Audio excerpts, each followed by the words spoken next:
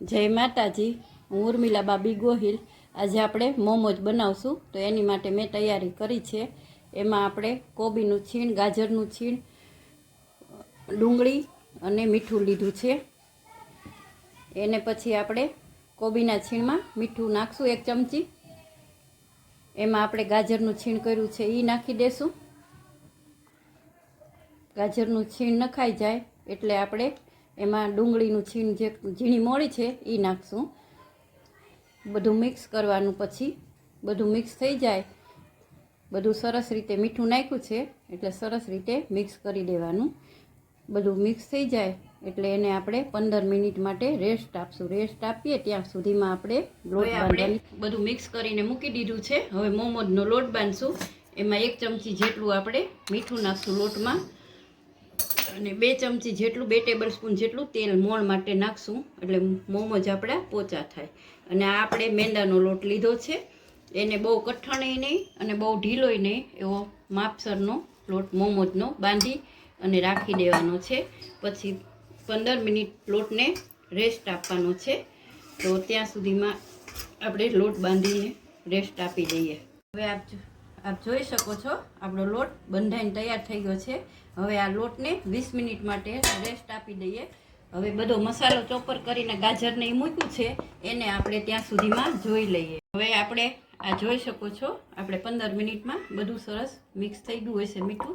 હવે આવું કોટનનું એક કાપડ લેવાનું, એમાં આપણે આ બધો મસાલો નાખી દેવાનો। મીઠા જે ભેળવેલો હતો એ મસાલો નાખી દેવાનો। નાખી દીધા પછી કોટનના કાપડને આપણે ભેગું કરી લેવાનું। પોટલી વાળી અને બધો આમાં જે ઉપરનો રસ હોય એ બધો આમાં આપણે વીંચી લેવાનો। આમાં જોઈ શકો છો તમે આપણું બધું પાણી આમાં આવી જશે સરસ રીતે। 15 મિનિટ થઈ ગયું હતું રેસ્ટ કરે, મીઠું નાખે અને હવે તમે આપણો સરસ મજાનો મસાલો કોરો થઈ જશે, બધું પાણી આમાં આવી ગયું। હવે આપણે જોઈ શકો છો હવે આ પાણી નીકળી ગયું છે કોબી ને ગાજરને એમાંથી। હવે એમાં આપણે મોમોજના અંદર નાખવાનો મસાલો તૈયાર કરશું। 1 ચમચી જેટલું કાપેલું લસણ નાખશું, 1 ચમચી લીલા મરચાં નાખશું, થોડાક ચીલી ફ્લેક્સ નાખશું, અડધી ચમચી કાળી મરીના પાવડર નાખશું અને અડધી વાટકી ચીઝ નાખશું। ચીઝને આવી રીતે કરી નાખવાનું। 1 ચમચી ટોમેટો કેચઅપ નાખશું,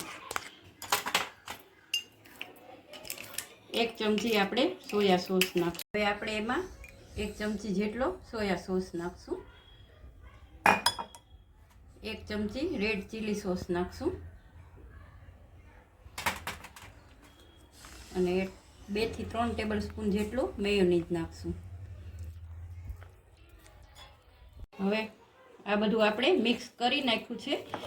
ત્યાં સુધીમાં આપણે મોમોજ બનાવવાની લોટ આપણો થઈ ગયો હશે મેરિનેટ। એને હવે એમાં કેવી રીતે મોમોજ બનાવવા એ હું તમને હવે બતાવું। હવે આપણે મોમોજ કેવી રીતે બનાવવું એ બતાવીશ। પાતળી રોટલી બની લેવાની અને એમાં 1 ચમચી જેટલું આપણે મસાલો જે બનાવ્યો હતો એ નાખી દેવાનો અને આવી રીતે કોર પકડી અને આવી રીતે પોટલી જેમ પકડતું જવાનું અને મસાલો બહાર ન નીકળે એનું ધ્યાન રાખવાનું। પછી મોઢું અહીંથી દબી દેવાનું એટલે સરસ આપણા મોમોજ પોટલી મોમોજ તૈયાર થઈ જાય। હવે આમાં મેં સ્ટીમ કરવા મૂકી દીધા છે, જોઈ શકો છો। આમાં આપણે મોમોજ બનાવી નાખ્યા છે। એમાં એક આ શેપ કર્યો છે, આ શેપ પણ તમે કરી શકો। એક મોટો બનાવ્યો છે, બીજા આપણે મીડિયમ બનાવ્યા છે। તમને જેવા ભાવે એવા તમે બનાવી શકો છો, મોટા નાના। અને હવે એને આપણે 20 મિનિટ માટે સ્ટીમ થવા મૂકી દઈશું। હવે આપણે જોઈ લઈએ 15 થી 20 મિનિટ થઈ ગઈ છે। હવે આપણા મોમોજ સરસ ચડીને તૈયાર થઈ ગયા છે, તમે જોઈ શકો છો।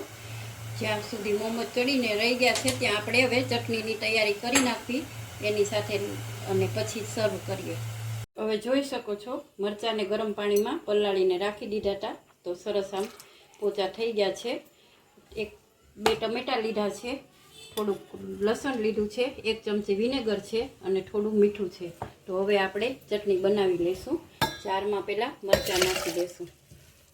મરચાં પાણી હોતા નાખી દેવાના, વધારે પાણી હોય તો કાઢી નાખવાનું। 2 ટમેટાં નાખ્યા, 1 ચમચી મીઠું નાખશું, 1 ચમચી વિનેગર નાખશું અને 1 ચમચી જેટલું લસણ નાખશું. હવે એને આપણે ચલાવી લઈશું એટલે આપણી ચટણી. જય માતાજી. હવે આપ જોઈ શકો છો આપણા મોમોજ બનીને તૈયાર થઈ ગયા છે અને એનું ફિલિંગ પણ જોઈ શકો છો. બહાર નથી નીકળ્યું, આપણે તોડ્યા તોય એમાં જ છે.